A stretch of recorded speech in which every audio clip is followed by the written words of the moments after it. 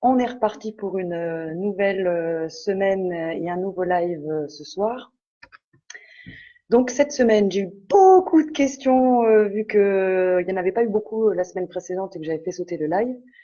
Donc il y a apparemment un gros pavé ce soir et je ne peux pas dire combien de temps ça va prendre. Bonsoir Frédéric, bonsoir Marcel, merci de vous connecter. Lynn aussi, Daniel, bonsoir, Chantal et Misty Amber. Ravi que vous soyez pour l'instant toutes et toutes là. Ouh là là là là, bonsoir, bonsoir. Christian, bonsoir. Donc beaucoup de questions aujourd'hui, pas mal de sujets. On va essayer de faire ce qu'on peut avec les moyens du bord. Bonsoir Rodolphe. Et espérons que j'ai le temps de répondre à peu près à toutes les questions. Évidemment, je vais commencer par les questions qui m'ont été déjà pré-posées. Et puis, s'il n'y a pas de bug, je répondrai aux questions qui sont en direct. Voilà, alors Misty Amber, bonsoir, Daniel, bonsoir, Nadine, bonsoir, super. Alors, première question qu'on m'a posée, c'est Misty Amber qui m'a demandé comment peut-on être certaine ou presque qu'on peut travailler avec les énergies, les stages étant assez onéreux, ce n'est pas une expérience que l'on peut vivre sans avoir un minimum de certitude. Alors, je vais à la fois y répondre et y répondre rapidement parce que j'ai déjà traité un peu ce sujet-là sur la formation énergétique. Donc, bonsoir Jean-François, bonsoir Diane. Donc, je vais juste réexpliquer très rapidement et sinon, Misty Amber, je vous donnerai le lien pour revoir la vidéo sur la formation énergétique. Alors, si on parle d'énergétique, la réponse, elle est absolument hyper simple et très rapide. Tout le monde peut travailler avec les énergies. C'est accessible à tout le monde. C'est pas du tout comme la médiumnité. Euh, je l'avais expliqué, on va dire, il y a deux types d'énergie. Soit on va parler de magnétisme, c'est l'énergie qu'on a à l'intérieur de nous et qu'on va faire sortir pour ces soins. Soit on n'en a pas, ou pas en quantité suffisante pour faire des soins.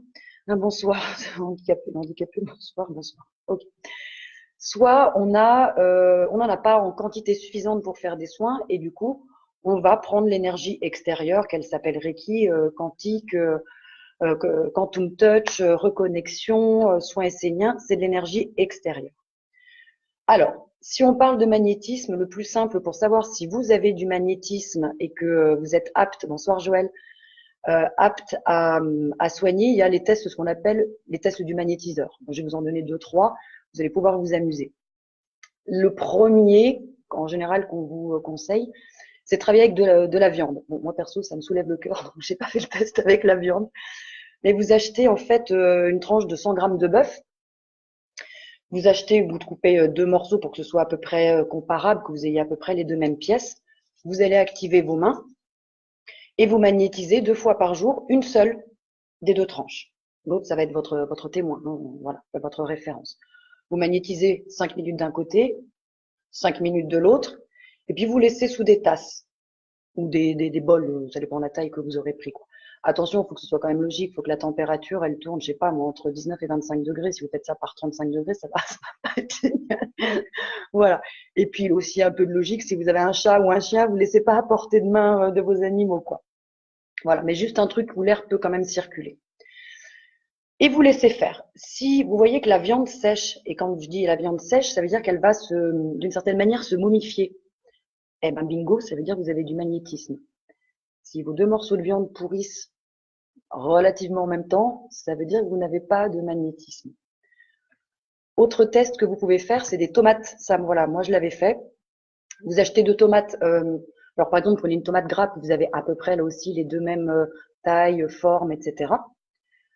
Vous prenez deux verres qui peuvent contenir les tomates, hein, voilà. Vous mettez de l'eau dans chacun des verres et vous allez magnétiser. Vous activez vos mains, vous magnétisez l'eau pendant 10 minutes sur un seul des verres. L'autre, vous la laissez comme normal hein, dans le verre. Ça va être de nouveau votre témoin. Donc vous envoyez pendant 10 minutes dans l'eau d'un des verres et vous laissez tremper vos tomates 24 heures. Au bout de 24 heures, une journée, hein, vous les sortez, vous les mettez sur deux assiettes en mettant bien, vous ne trompez pas, la partie tomate magnétisée puis la partie tomate naturelle. Et vous regardez, vous laissez là aussi au même endroit voir l'évolution sur quelques jours. En général, c'est assez drôle. Moi, j'avais pris des photos parce qu'on voit une tomate qui tient bien, puis l'autre qui fait juste dégueulasse et et qui pourrit. Hein, mais l'autre, vous pouvez la garder. Moi, je crois que je l'avais gardée 43 jours. Donc ça aussi, ça va vous dire si vous avez du magnétisme. Autre test, bonsoir Nelly, bonsoir Sophie, bonsoir Nathalie, bonsoir à toutes. Dernier test que vous pouvez faire, vous achetez un citron. Vous activez vos mains, vous magnétisez votre citron et vous mettez l'intention de le momifier. Vous le faites, je sais pas, 2-3 fois par jour pendant 4-5 jours. Normalement, vous devriez avoir un caillou après. Donc ça, déjà, ce sont des tests au niveau du magnétisme qui vont vous permettre de savoir si vous avez cette énergie ou pas. Si vous avez cette énergie, parfait, vous pouvez aller l'utiliser sur les plantes, les animaux, les êtres humains, vous-même, ce que vous voulez. Si les tests ne sont pas concluants et que tout pourrit, eh ben, ça veut dire que votre magnétisme, il n'est pas en quantité suffisante. Donc, vous n'allez pas pouvoir vous appeler magnétiseur. Vous n'allez pas pouvoir dire que vous travaillez en magnétisme. Mais il y a beaucoup de formations, encore une fois, je les ai citées, Reiki, Quantum Touch, soins esséniens, reconnexion, etc., que vous pouvez aller faire. Alors, du coup, ça va répondre à la question de Misty Amber, mais encore une fois, je l'avais un petit peu quand même déjà traité. Comment, du coup, on peut choisir sa formation et son enseignant? Moi, j'insiste toujours sur beaucoup de bon sens. Appelez le formateur ou la formatrice. Renseignez-vous un petit peu sur le contenu, poussez, farfouillez. Hein. Moi, l'autre jour, j'ai un ami qui m'a appelé pour la formation, faire une formation d'hypnose. Je lui dis, vérifie qu'il donne les contenus. Toutes les écoles ne donnent pas les scripts hypnotiques. Donc, poussez un petit peu au niveau des questions. Et je vais essayer de vous y répondre le plus objectivement possible, parce que je suis du coup enseignante en énergétique. J'ai rien à vous dire d'autre que écoutez votre cœur. Voilà. Fiez-vous à votre intuition et à votre ressenti. Voyez comment la personne s'exprime, comment elle va entrer en résonance avec vous, comment vous allez entrer en résonance avec elle. Écoutez votre petite voix intérieure. Encore une fois, en général, elle va taper juste. S'il y a un truc qui vous dérange et vous savez pas quoi, bataillez pas. C'est que ça ne vous parle pas. La relation entre un enseignant formateur et finalement un élève, il faut qu'elle repose sur la confiance. Donc, c'est important de faire ce choix-là au départ. Le maître, il va juste, ou l'enseignant, il va juste montrer le chemin. Il va indiquer ce qu'il peut en fonction de ses connaissances. Il va normalement donner, vous éviter quelques pièges ou quelques écueils ou des impasses. Voilà, c'est un peu ce rôle-là, il a ce rôle de garde-fou. Mais réfléchissez aussi parce que vous allez trouver des enseignants qui vont à un moment chercher à entraver la liberté de leurs élèves. Sachez qu'il n'y a pas d'obligation à effectuer tous les niveaux chez le même enseignant. Vous pouvez faire niveau 1 chez quelqu'un, niveau 2 chez un autre et niveau 3 chez encore quelqu'un d'autre. Ou niveau 1 et 2 chez quelqu'un et puis vous allez voir niveau 3 un autre enseignant. Parce que vos affinités, votre ressenti, votre évolution, elle peut changer au fil du temps. Donc l'enseignant qui vous garde dans son giron, soyez un petit peu vigilant ou vigilante. Voilà. Encore une fois, suivez votre petite voie, le choix sera forcément bon. Accessoirement, moi j'en ai qui me le font, je trouve que c'est très sage, demandez-lui un entretien préalable. Histoire de vous assurer quand même que le courant passe bien, que, encore une fois, ça vous parle, vous êtes bien avec cette personne. Voilà. Ça, c'est quelque chose, attention, qui est non seulement légitime, mais qui à aucun moment ne doit faire l'objet d'une rémunération. Vous n'avez pas à payer pour ça auprès d'un enseignant énergéticien. Voilà. Et accessoirement, si on parle de Reiki ou de quoi que ce soit, vous pouvez tout à fait aussi demander une pièce justificative, un diplôme, pour vous assurer que cette personne, elle a bien suivi un cursus, un parcours. Voilà. J'ai pas grand-chose à dire de plus. C'est vraiment, de toute façon, on est sur de l'énergétique, donc c'est de la résonance, c'est de la vibration. Voilà. Assurez-vous un petit peu des contenus. Assurez-vous qu'on vous cache pas beaucoup de choses. Assurez-vous que on vous donne bien toutes les clés, qu'on vous mette en garde sur certains points dans ce secteur. Et essayez d'y aller un petit peu au gré du feeling. Je sais qu'il y a beaucoup de choses. Je pourrais être grossière en disant beaucoup de merde. Oui, je sais, c'est vrai. Et du coup, ça peut être aussi une perte de temps et d'argent et de kilomètres et d'énergie. Donc, c'est des questions. Faut pas prendre forcément le plus cher. C'est pas gage du tout de qualité. Faut pas prendre forcément le moins cher parce que ça correspond à ce que vous avez peut-être pour le moment. C'est comme un artisan, en fait, ou comme un psy, je l'avais déjà dit, ça vaut le coup de faire 2-3 devis, là aussi, d'aller un petit peu comparer et de voir un petit peu où vous allez. Alors, ben, ça va très bien, Tina Marina. Merci. Bonsoir Anne-Sophie, bonsoir Manuela. Moi, Emmanuel, bonsoir. Misty Amber, voilà un petit peu ce que je peux dire sur les formations énergétiques. La médiumnité, c'est différent. Voilà, c'est pas tout le monde qui a ses facultés, c'est beaucoup plus compliqué. Formation énergétique, c'est très simple. Tout le monde peut se former. Et après, c'est s'écouter un petit peu pour trouver le bon ou la bonne enseignante qui va vous correspondre. Voilà. Est-ce qu'il y a des questions là-dessus rapidement sur les formations énergétiques? Mais encore une fois, je pense que je vous renvoie plutôt sur la vidéo que j'avais faite, je sais pas quand, je la remettrai en lien pour que vous puissiez aller voir. Mais c'est vrai que du coup, j'ai pas beaucoup plus à vous dire. Je viendrai en formation avec toi en rentrant de vacances. Cool, Manuela, super. Voilà, Rodolphe a raison. Attention au prix, trop bas ou trop cher. C'est un peu ce que je viens de dire. C'est pas gage de qualité du tout. Voilà. Ensuite, alors, nous avons plein de questions. Alors là, j'ai eu Misty Amber, j'ai eu Daniel Ruiz Canavino, j'ai eu Chantal Chenevet qui m'a aussi posé, tout le monde est rentré dans ce sujet-là, qui est un peu en rapport avec la première. Alors, Misty Amber me disait, plusieurs personnes m'ont affirmé que je ne devais pas porter ce qui avait appartenu à ma mère, car elle a rejoint l'autre monde. On m'a dit que c'était une histoire d'énergie. Bizarre tout ça, car c'est la personne qui m'a élevée, donc énergie ou pas, je vois pas où est le mal, où ça peut me blesser. J'aimerais avoir votre avis. Elle voudrait refaire une paire de boucles d'oreilles qui avait appartenu à sa mère. Daniel dit oui, on lui a dit même de découper les photos où figuraient des personnes décédées. De toute façon, médium ou pas, on peut toujours courir pour que je découpe les photos où je figure avec mes bien-aimés.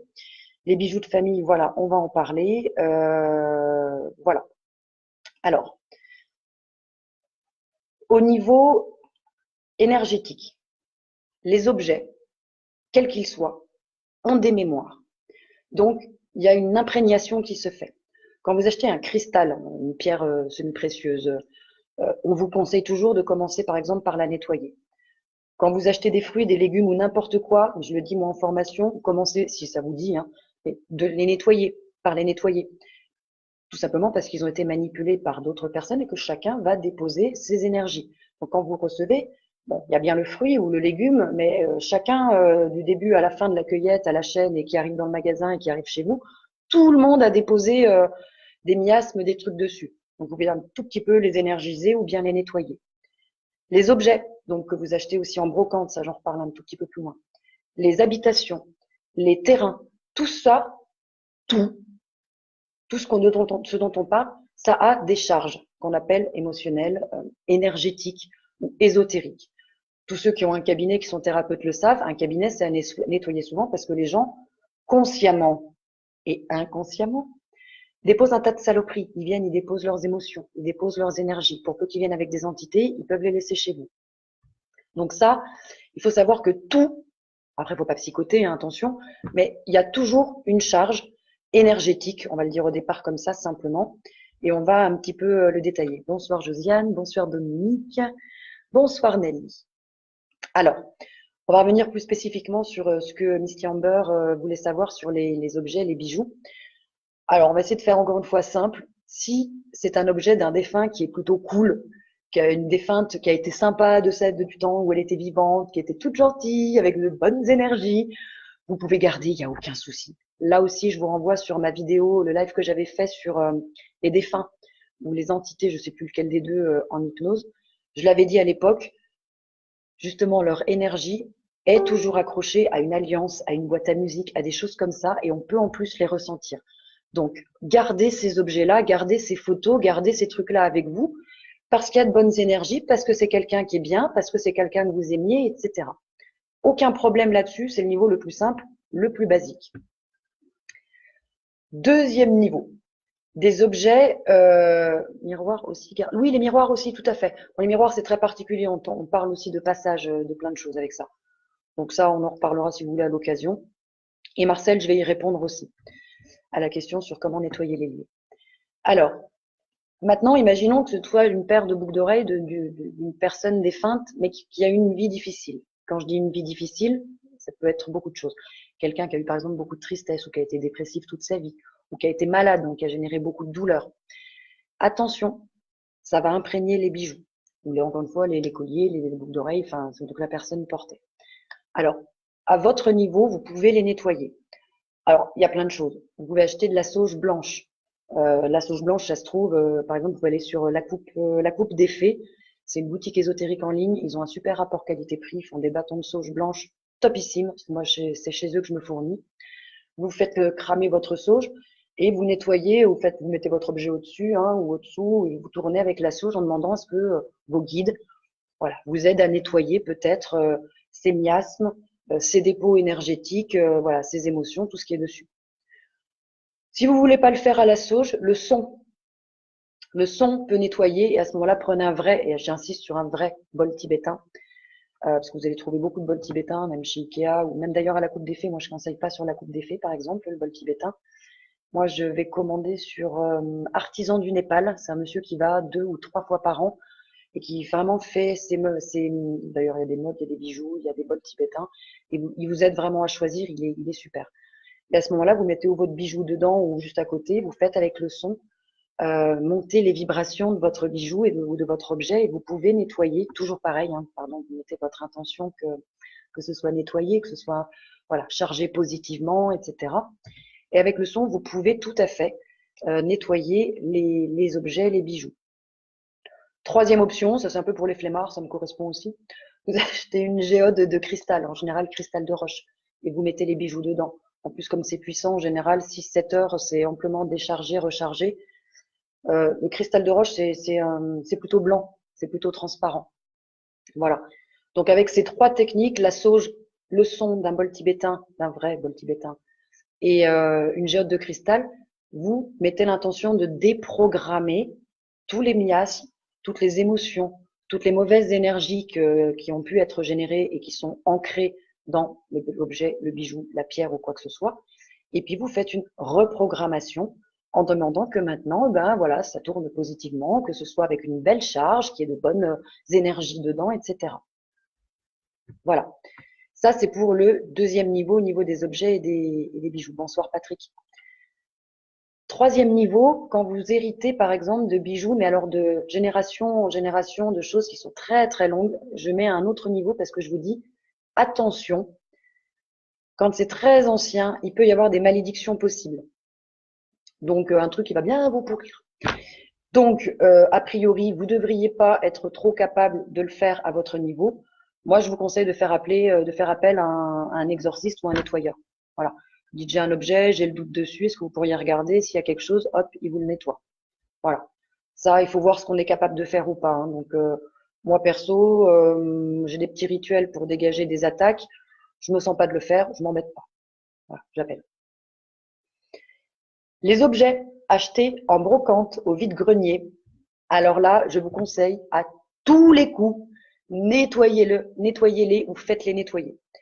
Vous pouvez être sûr, certain, à 99,9% que vous allez ramasser quelque chose et le ramener chez vous. Et comme vous ne savez pas forcément ce que c'est, prenez pas le risque, entre guillemets le risque, voilà. Appelez directement pour faire nettoyer. Je vais vous donner un exemple. Moi, juste avant d'être ici, j'étais en location et j'avais un meuble exactement. Voilà, Dominique, j'arrive sur les meubles. Voilà. J'avais un meuble, enfin c'est ma propriétaire qui avait un meuble, voilà, qui était coupé en deux, quoi. Et c'est vrai qu'on m'a dit rapidement qu'il y avait un capitaine de bateau. Et c'est vrai que les personnes qui venaient chez moi me l'ont décrit et me l'ont tous vu, quoi. Donc au moins il n'y avait pas le moindre doute.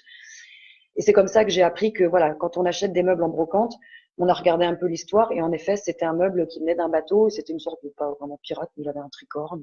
Très sympa, il faisait des guillemets à tout le monde. Alors on me disait t'es sympa, mais quand je fais un soin, tranquille. Voilà. Et il allait se cacher en général. Mais voilà, sachez que vous allez ramener des choses quand vous achetez des meubles, en particulier en brocante. Les meubles neufs, il y a moins de soucis, vous tracassez pas forcément trop. Voilà. Mais les meubles brocantes, vide-grenier, qui ont déjà appartenu à des gens, qui ont déjà vécu dans des habitations, nettoyez. Bonsoir Muriel aussi, j'ai pas eu le temps de dire bonsoir. Voilà.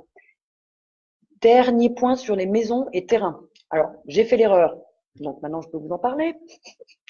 En général, avant de vous installer ou d'acheter une maison, on vous conseille de regarder la maison et ou le terrain parce qu'il y a toujours des trucs. il y a toujours des mémoires dans les murs, des malédictions, des mauvais sorts, mauvais œil, les entités, etc. Alors, moi, comme c'est pas mon boulot et que j'y avais clairement pas pensé, je l'ai pas fait. Bien mal m'en a pris. Donc, il n'y a pas 36 solutions. Là, je vous conseille directement, vous appelez un géobiologue. C'est son boulot. En général, ils peuvent ou passer et travailler sur place. L'exorciste Daniel, je l'avais déjà dit, il faut m'appeler en privé, je vous donne les coordonnées de quelqu'un qui dégage les animaux, les habitations, les personnes à distance gratuitement. Vous me remettez en MP, je vous donnerai ses coordonnées, vous dites que vous appelez de ma part. Voilà. Des meubles des grands-parents, par exemple. Oui, oui, c'est toujours pareil. Ça a déjà des générations, Dominique Galli. Les meubles ont des mémoires. Vous pouvez tout à fait mettre un petit coup de sauge ou vous appelez pareil quelqu'un pour demander est-ce qu'il y a quelque chose sur ce meuble ou pas. Ou est-ce que vous êtes mal à l'aise quand vous passez devant. Si vous ne pose pas trop de soucis, vous mettez juste un petit coup de sauge. Voilà, histoire d'être sûr. Voilà. Je reviens sur les maisons et les terrains. Donc moi, j'y avais pas pensé, mais alors du tout. Et du coup, je me suis trouvée à avoir plein de problèmes, plein de choses bloquées. Mes artisans qui viennent pas, ils se cassent la figure, il y a une panne, il y a un truc, etc. quoi. Du coup, j'ai appelé un géobiologue. Bah, j'aurais dû faire ça plus tôt. J'ai une vieille maison, une vieille ferme. Et il m'a dit, voilà, d'abord, il y a une malédiction, parce qu'entre paysans, on s'entendait bien à l'époque. Donc, tous ceux qui viennent dessus, ils prennent un peu cher. J'ai forcément plein d'entités dans la maison, dont une pas top, voilà, qu'on a fait partir. J'ai beaucoup de mémoires de viols, de violences, de décès d'enfants, à mon avis, des enfants morts-nés, des choses comme ça, violences sur animaux, maltraitance, machin. Je fais, ah oui, c'est un petit peu changé.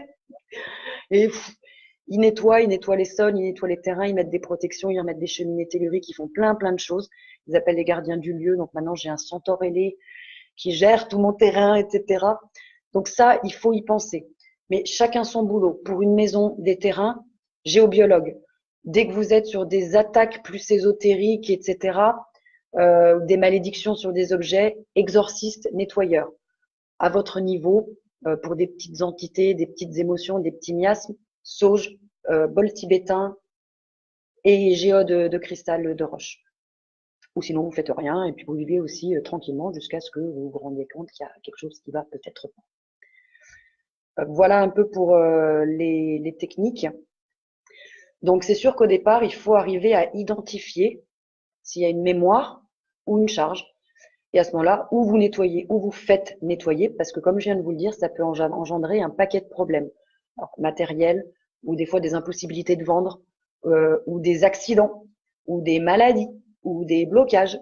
Donc, pareil, que ce soit vous ou vous fassiez appel à quelqu'un, assurez-vous qu'il y ait la reprogrammation positive derrière. Voilà. Vous mettez une intention positive en demandant que les énergies montent, que ce soit voilà maintenant agréable, un vrai lieu de paix, voilà, un truc hyper positif, très lumineux, tout plein d'amour et tout ça. Voilà. Ça, c'est un peu ce que je pouvais dire sur les bijoux, les charges, les objets, les habitations, les lieux, les mémoires. Est-ce que ça a répondu à vos questions ou est-ce qu'il y en a d'autres sur ce sujet-là? Parce que du coup, je vais embrayer sur encore un autre sujet. Excusez-moi, on est en train de prendre un gros orage. Je regarde si j'ai des questions. Alors, pardon. Lynn, vis-à-vis du cristal de roche, est-ce que dormir avec, ça peut être nuisible? Alors, je vais répondre pas que sur le cristal de roche, je vais répondre sur tous les cristaux. Beaucoup de gens vont avoir tendance à vous dire ou surtout pas dans votre chambre ou à côté de votre lit ou sous l'oreiller, parce que vous allez être dérangé. Je dirais pas mieux que écouter votre ressenti. Moi, j'ai une pierre de lune, j'ai une améthyste à côté sur ma table de chevet, je dors super bien. J'avais une obsidienne œil céleste, une grosse boule comme ça que j'ai dans mon cabinet qui fait mon auto-wash. J'ai dormi à côté et c'est très puissant, m'a-t-on dit. Ça va te déranger, ça fait plein de trucs, ça nettoie à fond. Ça ne m'a jamais dérangé. Donc, je veux dire un peu, c'est pareil, c'est comme les médicaments ou finalement n'importe quoi. Il y en a qui vont plus entrer en résonance, je veux dire, avec par exemple les feralgans ou l'aspirine ou par exemple un dafalgan ou je ne sais quoi, puis d'autres vous diront ça fait rien. Si Lynn, le cristal de roche ne vous dérange pas dans votre chambre, mettez un cristal de roche, hein, c'est top, ça va monter les vibrations. Hein.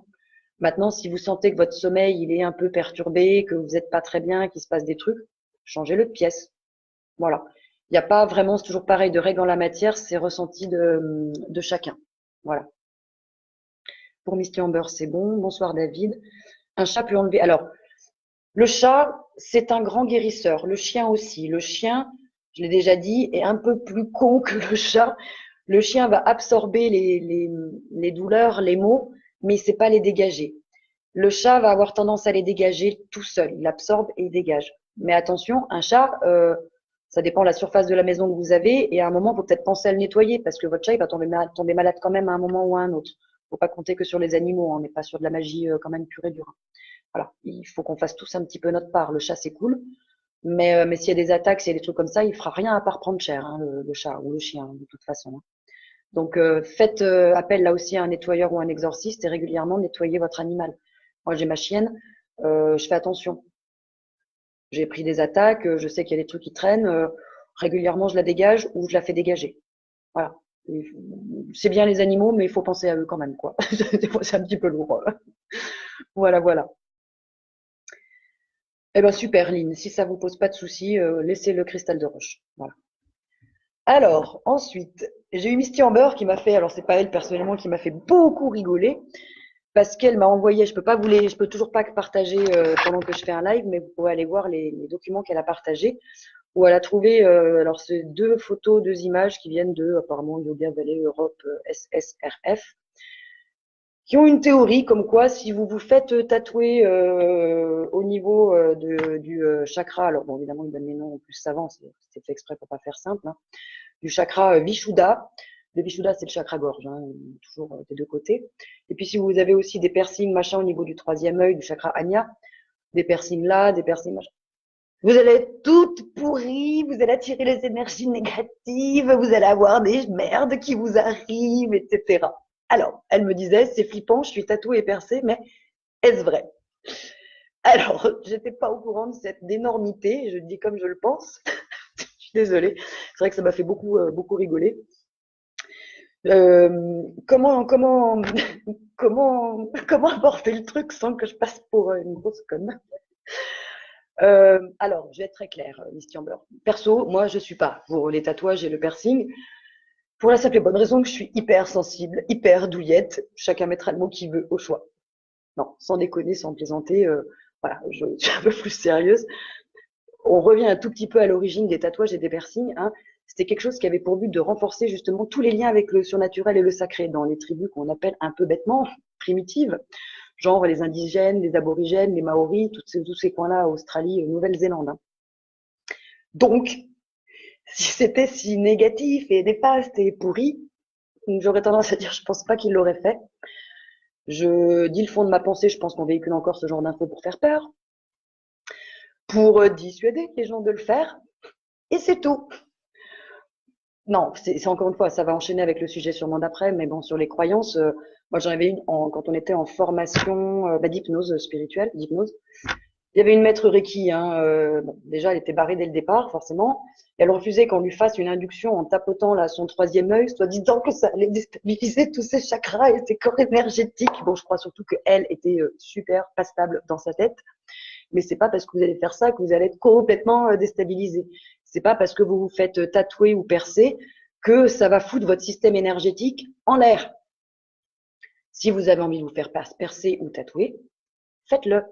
Moi, le seul bémol, et là, je vais être un tout petit peu sérieuse. Ouais, je sais pas, j'ai trouvé ça tellement con parce que tu m'as transmis, Misty Amber, mais non, voilà. Le seul bémol que je vais mettre, je ne tatouerai pas le nom de personne, qu'elle soit vivante ou décédée. Et je pense que ça va faire sens. Quand vous mettiez à Pierre, Paul ou Jacques pour la vie, ou le nom de votre père ou de votre mère ou de votre grand-mère adorée qui est décédée, faites attention. On inscrit dans la chair, dans le sang, cette personne en nous. Donc on n'est quand même pas très loin de la magie rouge et de pacte. Donc on génère un lien. Pour une personne vivante, d'abord je dirais un peu de bon sens, ADD pour la vie, quand vous êtes avec Robert, ça craint un peu, quoi. C'est tout con, mais bon. Mais encore une fois, faites attention parce que vous générez un contrat dans cette vie et certainement pour les prochaines. Parce que vous êtes en train de générer un engagement, une promesse. Et pour un défunt, moi je le ferai pas encore une fois parce que d'abord, je l'ai déjà dit, je pense pour un petit peu leur foutre la paix, Ils ont leur vie là-haut, ils ont leur propre évolution, et en faisant ça, je pense qu'on retient une partie d'eux. Et là aussi, même réflexion, vous générez quand même quelque chose. Donc, j'ai pas à dire c'est bien ou c'est pas bien, je vous dis juste, faites-vous tatouer et percer si vous avez envie, réfléchissez si c'est pour mettre le nom d'une personne. Ça me paraît peut-être pas du plus judicieux. Voilà. Après, sur le reste, je pense que ça ne pose absolument aucun souci. Ben, le prénom de son enfant en bracelet, c'est pas un tatouage. Donc, pour moi, je vois pas où est le problème. Pardon, je vais pas donner le nom. Daniel Scana Vignon. Que vous ayez une chaîne ou un bracelet avec le nom de vos enfants ou le nom d'un mari, de votre amant, de vos parents, de qui vous voulez, c'est pas pareil. Dans la peau, enfin, ça a un sens quand même, quoi. Vous êtes en train de vous scarifier, vous êtes en train de rentrer cette personne dans votre chair, dans votre sang. C'est pas pareil. Portez tous les bijoux que vous voulez avec des prénoms de vos enfants ou de vos êtres aimés. Aucun souci.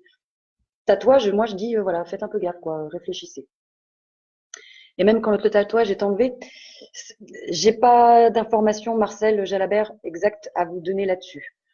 Si on s'est fait tatouer un prénom et qu'on l'a effacé, je pense qu'il y a quand même un travail énergétique à faire derrière. Et il y a beaucoup de rituels de dépactisation pour casser un peu les promesses quand même qu'on a fait dans cette vie ou dans les autres vies, qu'on a faites dans cette vie et pour les autres vies. Ça mange pas de pain, en tout cas, de faire un petit rituel de coupage de liens quand même.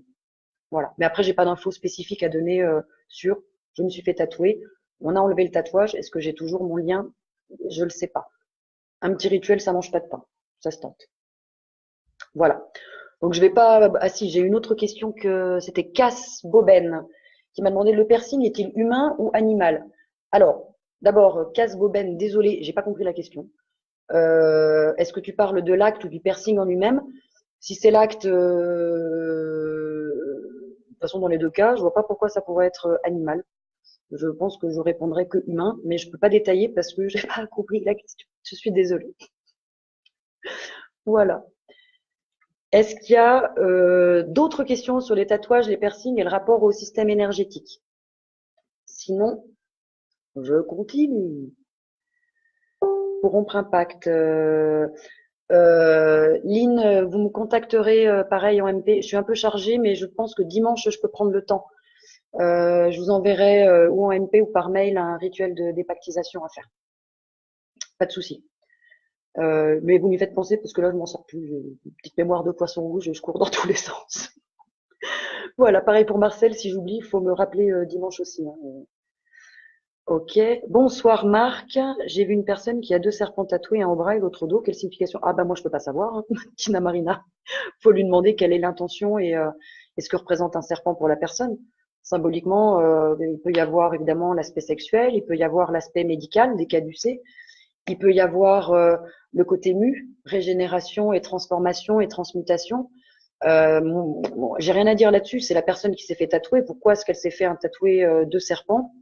Il faut lui demander ce qu'elle a voulu mettre comme intention et quel message elle veut mettre derrière ce tatouage. Ça, moi, je suis pas la personne. Je suis désolée, je ne peux pas répondre. Pardon. Ok pour Lynn. Aline, bonsoir Aline. Ok. Donc, on a eu Chantaloulou qui m'avait demandé l'amnésie et les croyances. Donc, je vais commencer par l'amnésie. Pardon, je suis fatiguée, je vais reposer mon bras et la chaise est beaucoup trop loin. Oui, je suis atteinte de phlémingite aiguë à certains moments. Alors, l'amnésie. Je vais être obligée de distinguer deux types d'amnésie. On va parler de l'amnésie terrestre et on va parler de l'amnésie spirituelle. L'amnésie terrestre, c'est-à-dire qu'il vous est arrivé quelque chose et qu'à un moment vous avez un blackout, vous n'avez pas de souvenirs, vous n'avez pas de scènes, de situations, de paroles qui vous reviennent pendant un laps de temps propre à chacun. Vous avez oublié. En général, on va vous conseiller de faire de l'hypnose, attention, je dis classique, ericksonienne, pour aller faire remonter tout ça. Ça s'appelle, on le fait en général avec une catharsis. Moi, je l'ai fait une fois, ça s'est très bien passé. Mais perso, j'aime pas. Je ne fais pas, et ça, j'en ai plusieurs qui sont déjà venus, même en hypnose spirituelle, avec des amnésies, en me disant, je voudrais me souvenir, je voudrais aller faire péter tout ça. Moi, pourquoi je vais pas faire péter? D'abord parce que je travaille en douceur, on travaille avec les cerveaux, je travaille aussi au niveau de l'âme. Donc, moi, j'y vais pas à coup de C4.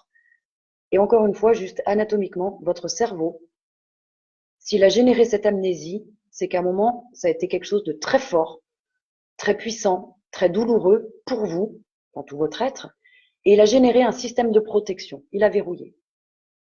Donc moi, je crois, après c'est encore une fois peut-être très personnel, puisque je ne travaille du coup pas comme ça, je ne vais pas faire péter ces trucs-là. Je crois qu'il faut foutre la paix au cerveau.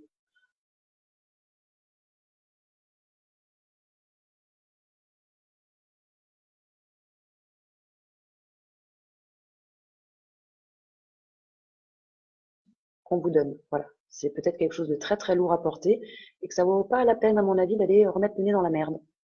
Voilà. J'en connais qui ont des amnésies énormes sur leur enfance et qui veulent se souvenir. C'est vrai que je pousse avant en disant voilà, mais qu'est-ce que vous voulez aller chercher, quoi? Quel va être votre intérêt? Finalement, c'est peut-être pas plus mal. Donc, au plan terrestre, elle a un intérêt.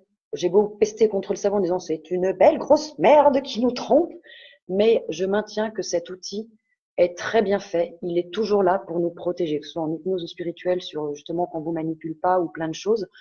Là, si vous avez une amnésie, moi j'ai tendance à dire on fout la paix au cerveau. Souvenez-vous, là, c'est sorti il n'y a pas si longtemps, comment elle s'appelle, la petite journaliste là, qui était l'ex-femme de Benjamin Castaldi, qui s'est fait violer par le photographe là, ou je sais pas quoi, qui avait une amnésie. Et il faut déjà savoir le sens du tatouage avant de se faire tatouer. Oui, c'est quand même important. Voilà. On peut pas un peu n'importe quoi. Bien sûr. Elle a été amnésique pendant longtemps, puisqu'elle a vécu sa vie tout à fait comme ça, et tout d'un coup, c'est remonté. Et elle a eu des flashs, et elle a eu des choses qui sont remontées avec sa psychanalyse, et ça a débouché sur quelque chose quand même d'assez lourd, qui aboutit à un bouquin et à une belle libération. Mais voilà, je pense qu'il faut laisser les choses se faire. Encore une fois, le hasard n'existe pas. Si vous avez cette amnésie, j'ai un petit peu tendance à vous dire, gardez-la. C'est peut-être un mal pour un bien. Voilà. Au niveau maintenant spirituel, on a un tout petit peu déjà abordé ça dans les vidéos précédentes. De quoi est-ce qu'on parle? Quand on a, je le repasse vite parce que j'ai déjà traité, hein, choisi notre corps, choisi notre vie, distribué les rôles et répété, on va donc s'incarner pour notre prochaine vie. Et avant de descendre, eh ben, c'est vrai qu'on nous efface un petit peu toute la mémoire. On se souvient ni de nos vies antérieures, ni de notre vie dans le monde spirituel, ni des choix qu'on a fait d'apprentissage, de vécu, d'expérience dans la prochaine vie terrestre. Et on est nombreux à pester contre le fait que, bah mince, on se souvient pas. Mais là aussi, il n'y a pas de hasard, c'est très bien fait. D'abord, moi, je pose souvent la question en hypnose spirituelle, et là, j'ai à 100%, c'est même pas 99,9, mais je suis affirmative à 100%. Toutes les âmes sont d'accord pour dire que si on venait avec, on va dire, la mémoire de notre âme complète, nos vies antérieures, notre vie spirituelle, nos incarnations, nos choix, etc., on ferait péter le cerveau. C'est tellement grand et tellement puissant quand on est notre âme pure que c'est pas fait pour être contenu dans un petit cerveau et un petit corps qu'on a. Donc déjà, anatomiquement, physiologiquement, neurologiquement, ça ne passe pas. Voilà. Deuxièmement, ça c'est aussi, je dirais, presque un peu de bon sens, si vous vous souveniez de tout, je prends toujours un exemple qui est très violent en plus. Imaginons que j'ai fait le choix, ma mission de vie serait de, par exemple, aider les femmes violées à se reconstruire. Je présume qu'à un moment, dans une de mes vies, j'aurais choisi de me faire violer. Parce qu'il faut savoir de quoi on parle, pour que moi-même je me reconstruise, pour qu'à un moment, je sois apte à tendre la main aux gens. Alors, imaginez, je me réincarne en ayant connaissance de tous ces choix. Alex, elle a choisi de se faire violer tel jour, telle date, tel endroit, tel machin, etc. Oh bah Alex spirituel, elle va dire ouais c'est cool, hein. Mais la petite Alex terrestre, elle est pas con. Non, non, non. Sachant qu'elle va se faire violer tel jour, telle heure, tel endroit, machin, etc., elle va pas y aller. Je vous le dis tout de suite. Elle va bien rester tranquillement chez elle. Le problème, c'est que vous allez biaiser tous vos apprentissages. Je vais pas me faire violer. J'arriverai pas à me reconstruire. Je pourrai jamais aider les gens derrière à se reconstruire eux-mêmes. Oui, je sais, c'est drôle, mais c'est pas con quand même comme réflexion. Donc, c'est comme si vous jouiez au Monopoly en sachant que dans 2 tours, je vais faire 2, je tombe en prison. Je vais faire 4 dans un tour, je vais pouvoir avoir ma carte, vous êtes libéré de prison. Dans 6, je prends ma paye. Enfin, il est où l'intérêt de jouer? Donc, c'est pas pour rien qu'on nous efface un petit peu tout ça pour qu'on ait aussi la possibilité d'exercer notre libre arbitre, dont on a déjà bien parlé. Parce qu'on nous embête pas, on fait aussi un petit peu ce qu'on veut. C'est pas parce qu'on a un plan de route qu'on ne peut pas prendre des chemins de traverse. On est libre, on est totalement autonome, on est responsable de nos vies. Donc ça aussi, c'est à prendre en compte dans l'amnésie spirituelle. Encore une fois, c'est super bien fait, c'est hyper précis, il n'y a pas de hasard, c'est d'une perfection, d'une justesse absolument magnifique. Donc cette amnésie, elle a sens, elle fait sens. C'est vraiment en fait archi logique. Ça n'a pas d'intérêt si vous savez exactement tout ce qui va se passer. Ça n'a pas d'intérêt si vous allez complètement biaiser tout ce qui était prévu. Ça ne sert à rien. Vous allez répéter, répéter, répéter, répéter, répéter. Vous allez vous faire chier et ça va être super long. Donc on vous laisse expérimenter avec des outils, votre libre arbitre, la découverte, des tas de choses comme ça. Voilà. Il me semble que j'avais un dernier point à vous dire sur l'amnésie aussi. Qu'est-ce que c'était? Une rupture amoureuse grave peut-elle avoir des conséquences? Bah bien sûr, Tina Marina. Comme tout, je veux dire, une perte de boulot, une maladie, tout peut avoir des conséquences. Après, ça dépend aussi, je reviens sur des questions de choix, des choses qu'on a un petit peu déjà traitées. Ça dépend de votre positionnement. Vous pouvez faire le choix de vous dire, ah, c'est grave, c'est la fin du monde, ou de vous dire, bah, j'en prends une leçon, j'en tire une expérience et je rebondis parce que j'ai appris quelque chose et j'ai un nouveau bagage. C'est cool. Sur l'amnésie, je voulais vous dire un truc. Oui, alors peut-être, mais apparemment, ça n'a pas l'air de vous secouer les neurones, que certains vont me demander, ouais, mais du coup, si on fait de l'hypnose spirituelle et qu'on va chercher les choix d'âme et le pourquoi on s'incarne et tout ça, est-ce que c'est pas tricher? Non, vous la posez pas la question? Parce que moi, on me la pose des fois quand même en séance. Donc, je vais vous y répondre. Même si vous me la posez pas la question, c'est pas grave. De toute façon, je parle toujours toute seule depuis le début, vous le savez bien. Non, c'est pas tricher. Encore une fois, on nous laisse le choix. Si on voulait pas qu'on y ait accès, l'hypnose spirituelle n'existerait pas, les sorties de corps n'existeraient pas, les voyages astraux n'existeraient pas, les gens qui font des trucs et des médiums, ça n'existerait pas. Voilà. Si c'est pas fait pour vous, en séance, ça va être très clair, ça va verrouiller. Quand je dis verrouiller, c'est-à-dire que vous allez avoir un écran noir, vous allez avoir des maux de tête, ou des fois ils sont plus sympas, ils vous disent je te répondrai pas à la question. Voilà, tu dois te débrouiller un petit peu toute seule. Chemine, expérimente. Mais c'est pas biaisé. Voilà. Sinon, encore une fois, ça serait bloqué au niveau de votre cerveau, au niveau de votre âme, au niveau des guides, au niveau de tout ça. Vous n'auriez pas ces informations-là, vous n'aurez pas accès à ça. On ne vous laisserait pas, on ne vous donnerait pas la possibilité d'accéder à tout ça. Maintenant, encore une fois, il y a toujours ceux qui abusent. Avoir des connexions, qu'elles soient médiumniques, ou moi j'ai des fois des gens qui font une séance et qui veulent venir la semaine d'après. Je leur dis non, non. À un moment, d'abord, vous allez les saouler là-haut et ils vont verrouiller.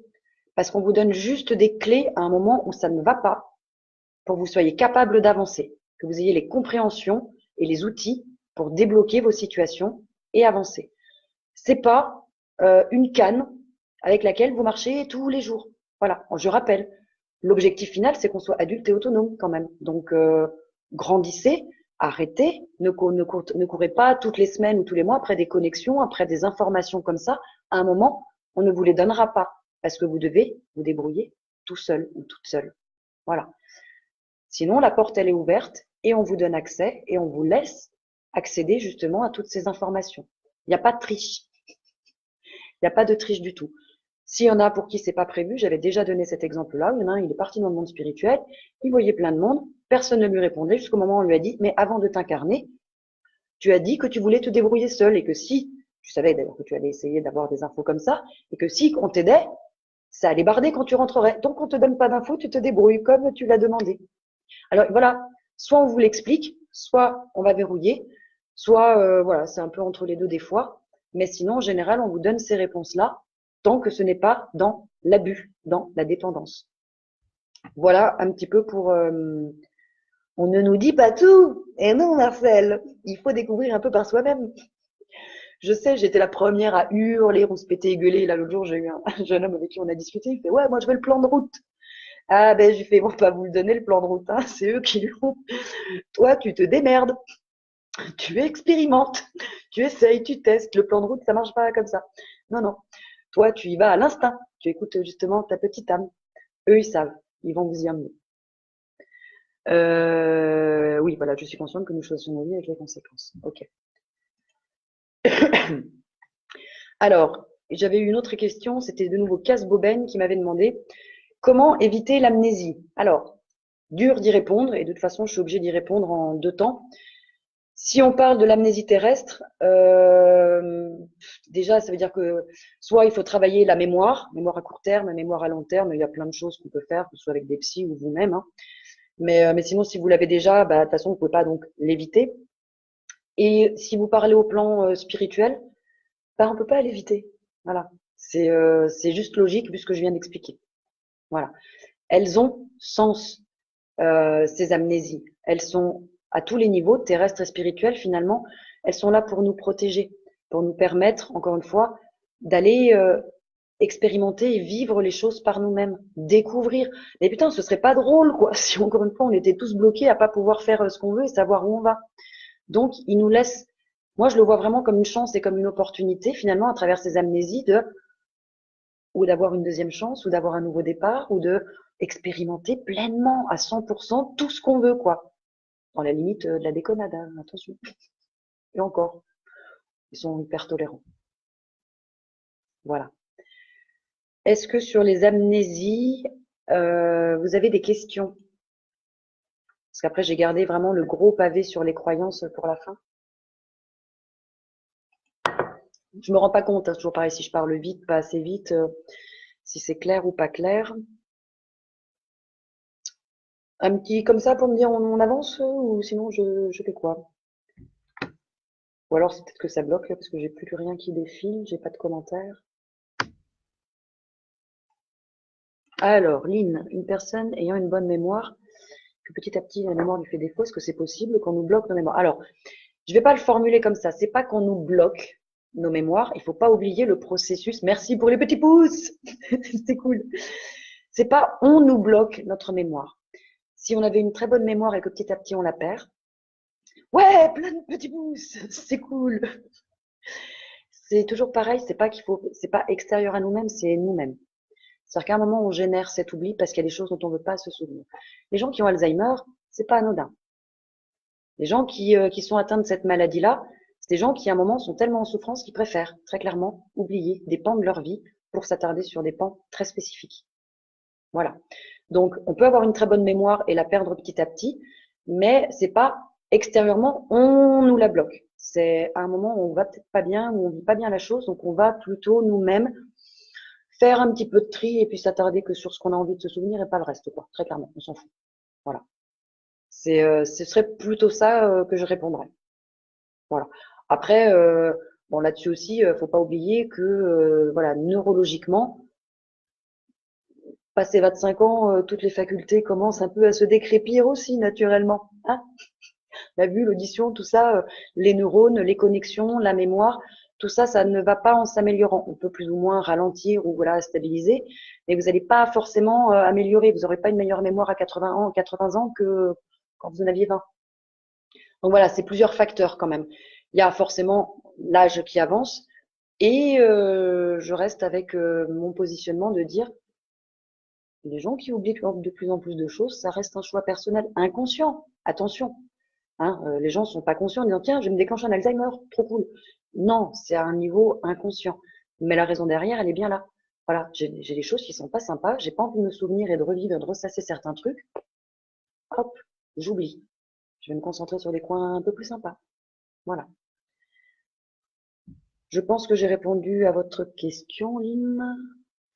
Parfois, il m'arrive, alors Tina Marina, parfois il m'arrive de rêver de mon passé que je m'étais forcée à oublier. Et bah Tina, c'est un peu ce que je disais à propos de la, je retrouve toujours pas le nom de la petite journaliste blonde, c'est qu'il y a quand même besoin pour cet événement ou cette situation ou ces périodes-là, ça a besoin de remonter. Ça veut dire que si ça remonte tout seul, va falloir aller le travailler. Voilà. Ça revient sans que vous fassiez rien, alors vous avez essayé de bien l'enfouir et bien l'enterrer, et c'est pas la même situation qu'une amnésie que vous contrôlez pas. Vous avez essayé de l'oublier, vous avez cru l'oublier, et c'est en train de remonter pour vous dire, il va falloir aller mettre le nez dedans. Il va falloir aller travailler là-dessus. Voilà. C'est très différent d'une amnésie qui est totalement involontaire, tellement le choc est violent. vous avez un énorme accident, par exemple, de voiture, très, très souvent, il y a une période traumatique où vous vous souvenez pas ce qui s'est passé au moment du carton. Bon, c'est pas ce que vous me racontez. Donc, c'est un autre niveau. Mais là, je pense que si ça remonte, c'est que il y a des parties de votre passé qu'il faudrait aller guérir, qu'il faudrait aller apaiser. Voilà, mettre dans la lumière, dans l'amour. C'est différent d'une amnésie, ce qu'on appelle une amnésie. Vous, c'est vous êtes mis des œillères. Flavie Flamand, merci Dominique. Mémoire de poisson rouge, hein, je vous l'ai dit, hein, voilà. Mais c'est parce que les noms, ça m'intéresse pas. C'est pas le plus important. Flavie Flamand, c'est trop ça. Tout à fait. Donc, fin des questions sur l'amnésie, je pense. On va attaquer le système de croyance. Alors, plus j'avance en âge, mieux je me souviens de mes souvenirs anciens. Oui, c'est exactement ce que je raconte, Tina Marina. C'est parce que vous avez des parties de vous, des blessures de vous qu'il faut aller guérir. C'est pas que vous vous souvenez mieux et que votre mémoire s'améliore avec l'âge. Je suis désolée de vous dire ça. Votre mémoire, elle est peut-être juste stabilisée, mais ces souvenirs-là remontent parce qu'on vous demande d'aller faire un travail personnel et d'apaisement dessus. Voilà, c'est vraiment différent de l'amnésie ou des souvenirs qui remontent comme ça. Voilà. Oui, et David Hamilton, tout à fait. Merci Muriel aussi. Ah, heureusement qu'il y en a qui suivent, c'est sympa. Bon, les croyances. Bonsoir Amandine. Bonsoir Amandine. Qu'est-ce que c'est quand on parle des croyances? Simplement, on va dire, d'abord, une croyance, c'est une conviction profonde. On pourrait dire, c'est ce qu'on appelle un peu parole d'évangile, quoi. C'est des croyances profondes dont on ne douterait pas un seul instant. En gros, c'est quelque chose, ça va de soi. Les croyances, elles peuvent prendre plusieurs formes. Alors, qu'elles soient des croyances spirituelles, des croyances médicales, des croyances familiales, sociétales ou professionnelles. Les croyances forment notre carte du monde. Ce sont des mécanismes qui se développent à un niveau inconscient. Et on va distinguer en général deux types de croyances.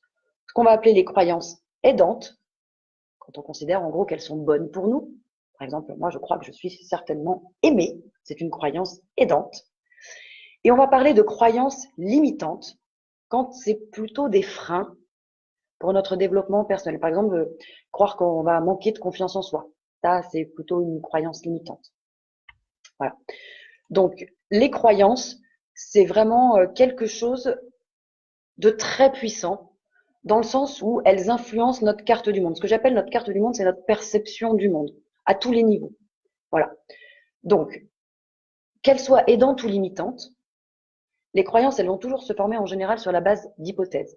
Et si il ou elle m'aimait, pour la croyance on m'aime ou je suis aimé, c'est à un moment de sa vie, on va se poser cette question sous cette forme-là d'hypothèse. Ça va ouvrir une petite brèche, on va le dire comme ça. Cette question, cette brèche s'est ouverte, on s'est posé cette question, cette brèche, pardon, s'est ouverte, et le doute, petit con de doute, s'est infiltré. Et si on m'aimait? Et si j'étais aimé? Et l'inconscient, lui, il a horreur du vide. Qu'est-ce qu'il va faire? Il va partir à la chasse aux preuves pour trouver des références, pour trouver des indices, des preuves, pour confirmer et valider sa nouvelle croyance qui est en train de se former. Une fois qu'il a trouvé ces preuves qui vont s'associer à son idée de départ, son hypothèse, eh ben, en général, naturellement, la carte du monde de la personne, elle va se transformer en intégrant cette nouvelle croyance. C'est comme ça que la personne va adopter de nouveaux modes de pensée, de nouveaux comportements. Et elle va continuer à recueillir de nouvelles preuves qui vont être liées à cette nouvelle croyance et ainsi de suite. On va renforcer du renforcement, du renforcement, du renforcement cette croyance aidante ou limitante. Donc, l'une des raisons, et qui paraît évidente, au fait que, par exemple, vous faites du surplace dans certains domaines de votre vie, c'est que vos croyances vous bloquent. Et parfois même sans que vous vous en rendiez compte, la plupart du temps même. Une croyance limitante, je répète, n'est autre qu'une croyance qui ne joue pas en votre faveur, qui n'est pas à votre avantage. Que vous en soyez conscient ou non, vous croyez en certaines choses qui vous sabotent. Et rien de plus normal, vu la société dans laquelle on vit, où on est constamment harcelé par le négatif. Donc, d'une façon générale, Jean-François Thibault, les autres suivent aussi en mémoire de poisson rouge. Non, apparemment, il y en a qui ont plus que mieux qu'une mémoire de poisson rouge. Hein. Voilà, Dory. Oui. Donc, d'une façon générale, vos croyances gouvernent votre vie. Là aussi, je vais essayer d'être claire. Si vous voyez le monde tel que vous le voyez, si vous comprenez le monde tel que vous le comprenez, si vous vivez la vie que vous avez, c'est uniquement dû à votre système de croyances. Si vous mettiez un pygmée, un inuit, un finlandais, un cambodgien, un tahitien à votre place, il verrait, comprendrait et vivrait les choses d'une toute autre façon. Même si on lui donnait tout ce qui vous appartient, aussi bien les avantages, les contraintes, les obligations, etc., qui vous appartiennent, on pourrait les donner à cette personne-là. Il n'y a aucun doute que sa vie changerait très radicalement et très rapidement parce que ses croyances, eh ben, elles sont très différentes des vôtres. Et du coup, la raison, c'est clairement qu'elle n'aurait pas les mêmes croyances. Du coup, elle va pas penser comme vous et elle va pas agir comme vous. Ce serait très différent. Donc, je suis pas la seule à le dire, je pense que vous l'avez déjà entendu, c'est hyper important de prendre soin de ses croyances parce que vos croyances forment votre réalité. Si on vit la vie qu'on a et qu'on est la personne qu'on est, c'est le résultat de nos croyances. Donc, d'une façon générale, les croyances vont induire nos habitudes, qui vont induire des expériences qui elles-mêmes renforcent à nouveau nos croyances. C'est un sacré cercle vicieux. Hein. Enfin, il peut être vicieux ou vertueux. Encore une fois, chacun se positionne comme il le veut. Donc, c'est pas pour rien que je vous conseille, mais alors très sincèrement, d'analyser les croyances qui peuvent vous causer du tort. Si vous avez des objectifs par rapport à l'amour, mais vous attirez toujours des relations désagréables, ou je sais pas, vous souhaitez plus d'argent et qu'au contraire, vous voyez s'accumuler toutes les dettes, posez-vous des questions. Allez explorer votre système de croyances, parce qu'à mon avis, il y a des croyances que vous générez qui vous causent ces torts-là. Dans tous les cas, ça va vraiment être en adoptant un regard différent et finalement en osant s'ouvrir à d'autres possibilités que vous allez pouvoir voir de véritables changements dans votre vie. C'est pas miraculeux, hein, si vous faites rien, il se passera rien. C'est toujours le même concept, comme je l'ai mis aujourd'hui. Les miracles, voilà, ça ne marche pas. Vous pouvez pas aller à Lourdes et imaginer qu'il va se passer un truc. Donc, il faut que vous fassiez là aussi votre part de travail. Donc, changez votre système de croyance. Utilisez ce qu'on appelle des patchs logiques. Un patch logique, qu'est-ce que c'est? Ça a pour but de s'appuyer sur des expériences ou des faits rationnels afin de prouver par A plus B que votre croyance elle est erronée et que vous devez faire une petite mise à jour. C'est comme ça que vous allez pouvoir faire tomber une croyance limitante en la remplaçant par de la logique. Et là, vous allez pouvoir à ce moment-là vous ouvrir à beaucoup de changements et aller de l'avant pour comprendre et voir la vie de façon différente.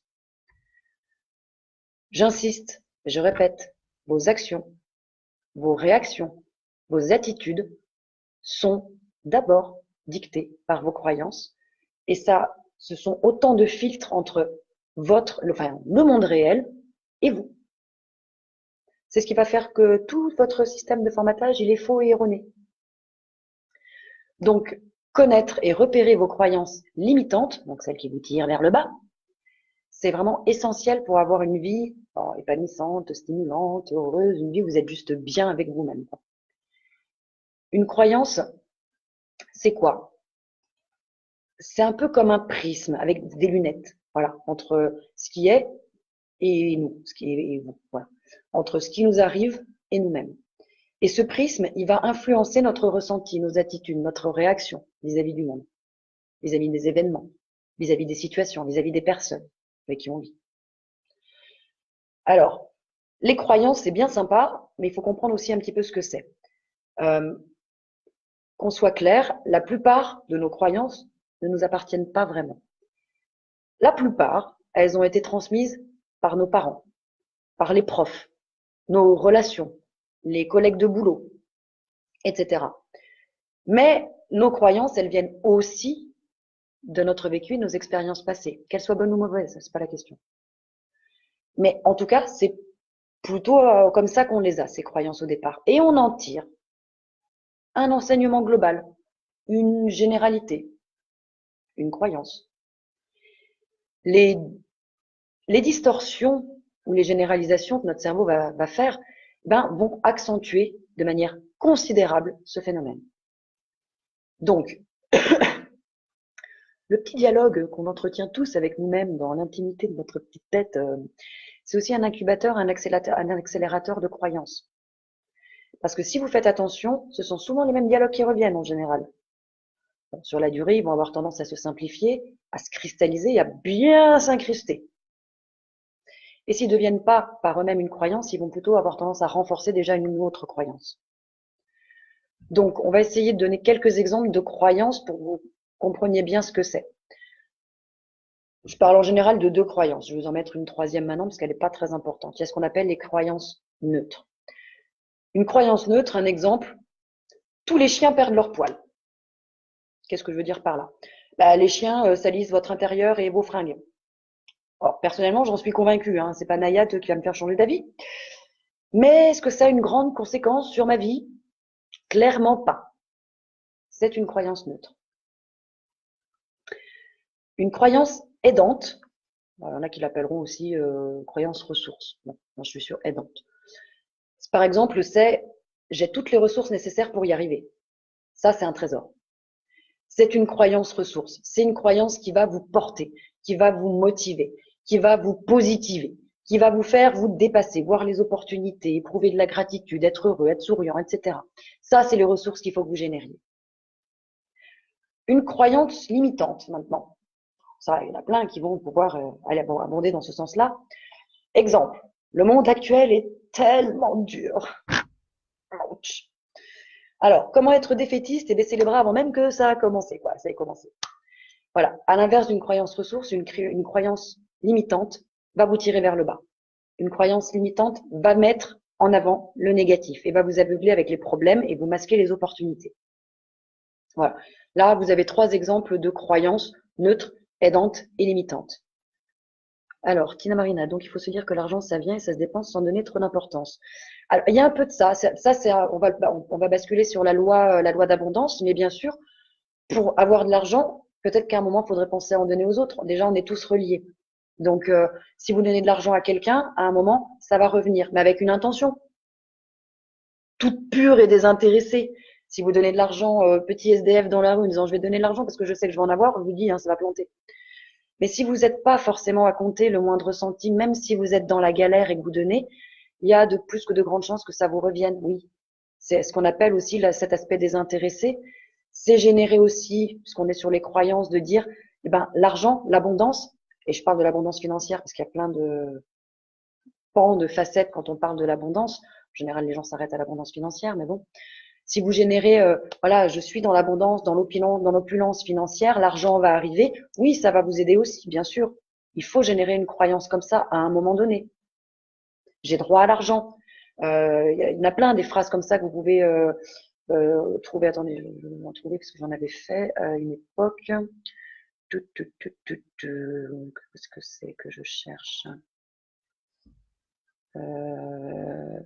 Voilà, ça, je vais vous en donner tout de suite des exemples pour attirer l'abondance d'affirmations positives, on va le dire comme ça, et le dire sans honte ou quoi que ce soit.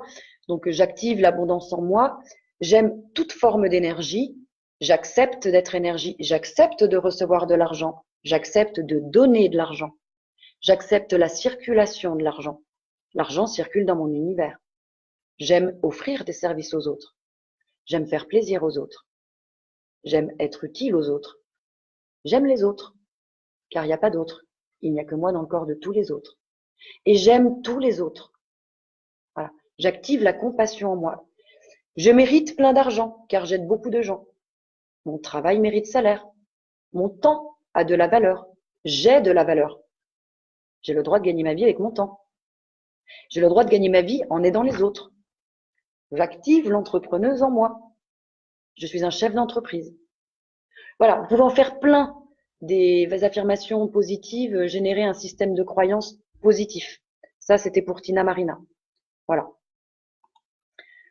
Alors, maintenant qu'on a parlé un petit peu des différents types de croyances, qu'on a expliqué un peu ce que c'était, je présume que vous devriez vous poser la question, c'est bien gentil tout ça, mais comment qu'on fait pour éradiquer ces croyances limitantes? Comment on désactive une croyance limitante? Vous l'aurez compris, une croyance, ça peut être un atout considérable ou une arme de destruction massive pour votre vie. Pourquoi vous avez tout intérêt quand même à créer et entretenir des croyances positives et aidantes, et vous feriez mieux de limiter, supprimer toute croyance négative et limitante. Ça va de même avec votre attitude globale par rapport à la vie, de votre attitude et de votre bien-être par exemple au quotidien, de votre aussi engagement dans vos projets constructifs et épanouissants. Donc comment on va désactiver une croyance limitante? D'abord, il faut connaître, identifier, prendre conscience de votre croyance limitante qui est erronée. Ensuite, quand vous avez trouvé votre croyance erronée, vous allez, ce que j'expliquais avec les patchs logiques, amener autant de preuves que possible pour la réfuter. Oui, la vie est dure, le monde est tout pourri. Ok. En même temps, est-ce que moi ça m'affecte? Est-ce que ça me touche dans mon quotidien? Finalement, est-ce que j'ai pas quelques moments heureux? Finalement, est-ce que dans la famille, est-ce que machin? Trouver des arguments pour réfuter cette croyance erronée. Et là, vous allez pouvoir à ce moment-là la réfuter et remplacer cette croyance limitante par une croyance aidante. Comment on va faire pour prendre conscience de nos croyances? Je vous l'ai dit, une croyance, c'est un peu comme une habitude. Vous faites ça de façon automatique, sans y penser, inconsciemment. Alors, je sais que vous allez me dire, comment on va modifier quelque chose quand on n'a même pas conscience, puisque c'est inconscient. Donc, c'est prendre conscience quand même de ça, et pour ça, vous allez essayer au quotidien de surveiller vos paroles et vos pensées, et repérer surtout vos jugements. Tout ce qui va être sujet à caution, tout ce qui relève d'un avis, et surtout pas donc d'un fait. Voilà. Et quand vous aurez repéré vos jugements, identifié, surveillé vos paroles et vos pensées, vous allez commencer déjà à avoir des petites pistes de réflexion. À ce moment-là, vous vous demandez pourquoi est-ce que c'est vrai pour moi? Finalement, quels sont les faits et les éléments indiscutables qui valident cette affirmation? Petit conseil aussi, en particulier, faites attention à vos généralisations. Dès que vous avez un mot du genre tout ou jamais ou à chaque fois, vous faites une généralisation. Et derrière chaque généralisation se cache souvent une croyance. Exemple, toutes les femmes sont vénales, tous les hommes sont volages, tous les patrons sont des cons, tous les politiciens sont verrous. Ça, c'est pour moi, je l'assume. Ou je n'y arriverai jamais, ou à chaque fois je me plante. Ça, c'est une généralisation et derrière, vous avez votre système de croyances en place et croyances limitantes. J'insiste. Donc, faites la liste de vos croyances limitantes. J'aime l'argent et je m'en sers sagement, efficacement et judicieusement. Oui, pourquoi pas, ça peut passer. Voilà. Mais pas oublier cet espace d'échange, Marcel, sur l'argent aussi. Voilà. Faut que ça rentre, faut que ça sorte, faut qu'il y en ait pour tout le monde, parce qu'on est tous connectés, qu'on est tous pareils. Voilà. Ou alors, vous le transformez peut-être différemment. J'aime l'argent et je vous remercie de me donner les moyens de l'utiliser, voilà, pour le bien de tous. Vous travaillez pour les autres et vous travaillez pour vous. Voilà, ça peut être une petite réflexion. Donc, faites la liste de vos croyances limitantes, tout ce qui va être donc qui va vous apporter du négatif. A priori, je m'avance pas trop, mais je pense que vous n'aurez aucun mal à les reconnaître. Quand vous avez cette liste, remplacez-les par des croyances contraires. Et pour chaque croyance limitante que vous avez repérée, imaginez une affirmation contraire, qui ne soit pas donc limitante ou négative, qui va donc faire office de croyance aidante. Quand vous l'avez fait, l'étape suivante, ça va être d'essayer de l'employer au quotidien. Alors, c'est cette partie-là qui va être un petit peu compliquée parce qu'elle va vous demander d'être vigilant. C'est un peu fatigant. Mais dès que vous vous surprenez à recourir à votre croyance négative habituelle, on va dire de départ, illico presto, vous dégainez votre nouvel ami, votre nouvelle croyance aidante contraire. Ce qu'on vous demande de faire, c'est de faire consciemment ce que vous faites habituellement inconsciemment. Je sais, c'est pas simple. Mais vu que vous avez déjà fait l'effort pour prendre conscience de vos croyances et avoir fait cette liste, ce sera déjà beaucoup plus simple à cette étape. De plus, vous n'êtes absolument pas obligé de vous attaquer de front à toutes vos croyances limitantes. D'ailleurs, je vous déconseille de le faire. Ça va être l'échec assuré. Concentrez-vous uniquement sur une croyance à la fois. Ou alors, un ensemble de croyances qui va être relative à un même sujet, comme l'argent, les hommes, les femmes, ou les relations sociales. Voilà. Choisissez-en une qui vous blesse, qui vous pénalise le plus, et allez travailler à trouver son contraire. Autre petite aide que je vous donne, soyez ouverts à tous les avis extérieurs. Un mode d'expression courant d'une croyance, c'est ce qu'on appelle un avis. Autrement dit, derrière chaque avis se cache souvent une croyance. Donc, être ouvert aux avis extérieurs contraires à vos avis, ça peut être aussi une bonne façon de déceler vos propres croyances limitantes, de découvrir des croyances contraires à vos croyances limitantes. Alors, la prochaine fois que vous entendez un avis, une opinion, une pensée qui vous froisse, ou en tout cas qui ne va pas dans ce que vous croyez, vous, votre susceptibilité, votre sensibilité, votre système de croyance, plutôt que d'avoir une réaction ou de rejet ou de fermeture, soyez ouvert, soyez curieux, intéressez-vous et questionnez. Ça devrait vous donner des pistes pour trouver l'opposé de votre croyance limitante. Donc, je résume. Une croyance, c'est à la fois un filtre qui déforme et qui influence votre interprétation du monde qui vous entoure. C'est aussi un programme, on va le dire comme ça, parce qu'on travaille au niveau du cerveau, c'est un programme qui dicte vos attitudes et vos actions au quotidien et sur la durée. Et donc, j'insiste, intéressant de veiller à entretenir et bichonner vos petites croyances positives, les croyances aidantes, et à limiter, supprimer vos croyances négatives, vos croyances limitantes. C'est faisable. Tout le monde en est capable si vous vous engagez consciemment et surtout volontairement dans cette démarche d'identification de vos croyances limitantes et donc de remplacement par des croyances aidantes. Alors, vous pouvez commencer cette démarche tout de suite. Qu'est-ce que c'est? Quelles sont vos croyances? Lesquelles sont aujourd'hui des freins à votre épanouissement ou des freins, par exemple, à l'atteinte de votre objectif? Et par quelles croyances positives vous pourriez les remplacer? Quand je vous parle de ce système de croyances, il faut vraiment comprendre à quel point ça tape sur tous les plans. Mais on en a tous, Aline. Voilà. Après, il y a toujours pareil, celles qui sont neutres, voilà, il n'y a peut-être pas besoin de beaucoup travailler. Mais sinon, ça vaut le coup parce qu'on se rend compte qu'on a beaucoup de croyances limitantes, beaucoup plus d'ailleurs que de croyances aidantes. Et ça nous bloque, ça nous empêche sur plein de trucs. Je vais justement essayer de vous donner voilà quelques exemples. Les croyances, par exemple, vont aussi influencer notre état de santé, puisque c'est en lien aussi avec nos émotions, nos pensées, nos croyances. Ça, on l'avait vu, nous, en formation d'hypnose.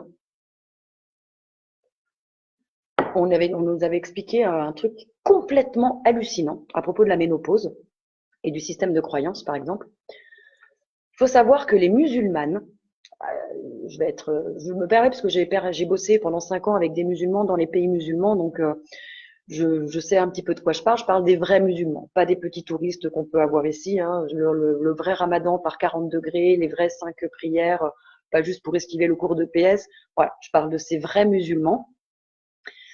Les musulmanes, quand elles ont leur ménopause, il faut savoir qu'elles n'ont pas de bouffées de chaleur, pas de crise comme ça, d'énervement, de stress, qu'elles vivent pas mal du tout le truc. Alors que nous, occidentales, ouais, oh, elle a des sautes d'humeur, oh, elle a des bouffées de chaleur, la ménopause, c'est dur, c'est dur. Et pourquoi? Nous, occidentales, on nous fait chier depuis qu'on est petite à nous dire ouh, quand tu vas avoir les ménopauses, tu vas être chiante, tu vas avoir des sauts d'humeur, tu vas avoir un dérèglement hormonal, tu vas avoir plein de bouffées de chaleur, ça va être l'horreur. Les musulmanes, c'est très différent. Il faut savoir qu'elles mettent le voile en général quand elles ont leurs premières règles. Quand elles sont ménopausées, elles ont le droit d'enlever leur voile. Et là, c'est vrai qu'elles sont dans une ouverture totale, le droit d'être femmes, elles sont plus voilées, elles sont dans un épanouissement, dans un nouveau départ de leur vie, et elles n'ont pas ces symptômes-là. Donc, est-ce que vous comprenez déjà, en parlant physiquement, à quel point le système de croyance est puissant? Parce que on va le générer à force qu'on nous l'intègre comme ça depuis qu'on est petite, qu'on va en chier avec cette ménopause. Eh ben, là-bas, non. Elles n'ont pas ces symptômes-là. Donc, c'est pas qu'elles font une ménopause différente de la nôtre. Soyons clairs. Anatomiquement, on est juste pareil. C'est leur système de croyance. Très clairement. Je l'ai toujours dit, c'est un test aussi à faire. Bon, j'ai pas beaucoup d'addiction, moi, mais je suis une grosse toxico du Coca-Cola. Je bois 1 litre de Coca par jour et je bois pas d'eau. Alors, c'est pas la peine de vous offusquer, je vous vois faire des bons derrière votre écran, c'est pas grave, tout le monde m'a déjà envoyé les PDF, les machins pour me dire, le Coca, c'est pas bon. Quelqu'un qui est persuadé et affirmatif pour vous dire que le Coca est mauvais, S'il boit la quantité, je fais le pari, s'il boit la quantité de coca que je bois, je pense qu'en 36 heures, il est malade, il est à l'hôpital. Moi, je suis très convaincue que ça nettoie tout mon corps et tous mes intestins, et que du coup, je suis jamais malade, et que tout va bien. C'est un système de croyance. Moi, je pense que le coca, c'est un médicament. C'est mon système de croyance, et je bois plein de coca. Quelqu'un qui n'a pas ce système de croyance-là, je fais le pari, tomberait malade en 24, 36, 48 heures grand max. Voilà. Qu'est-ce que je peux vous donner encore comme exemple de croyance? Je pense qu'il y a beaucoup de femmes qui vont générer le je suis pas désirable ou je suis pas quelqu'un qu'on peut aimer. Quand je suis en hypnose, alors les catholiques, c'est très compliqué. Je leur dis ouvrez votre système de croyance parce que moi je suis pas pour, je suis pas contre, je m'en fous royal de votre système de croyance, mais il faudrait pas qu'ils viennent bloquer les réceptions. Donc les catholiques aussi, pour moi en hypnose spirituelle, c'est en général ils voient tous Jésus, le bon Dieu et ses saints, ils voient tous des anges avec le truc auréolé et nimbé.